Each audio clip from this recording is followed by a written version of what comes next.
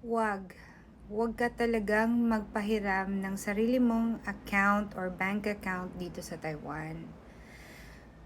Iilan na ang nag-PM sa akin na anong gagawin nila kasi nakakuha sila ng sapina, ang iba naman notice at iba pang mga legal document na nagsasabi na yun nga sila ay inaanyayahan dahil sila ay nagiging accessory sa isang crime by simply allowing the other person to borrow the account.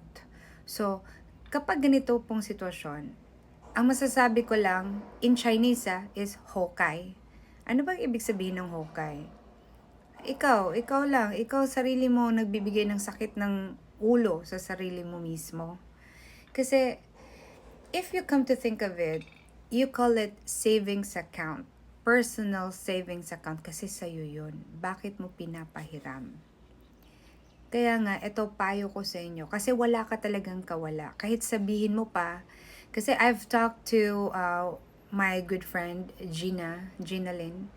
Ang sabi niya sa akin talaga, ang mga prosecutor ngayon talagang hindi na naniniwala kasi gasgas na ang mga rason na hindi ko alam.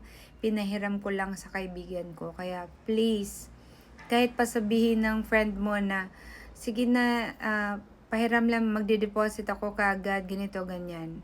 Huwag kang magpahiram ng account mo. Lalo pat hindi mo alam kung ano ang gagawin. Kasi what if ipapadala sa iyo ang illegal na pera tapos ikaw pa ang naging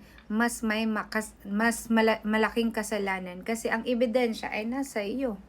'Di ba? Pwede nga ikaw ang iturong mastermind kaya nga yeah, it's so related sa pinanood ko ng movie na The Fall Guy.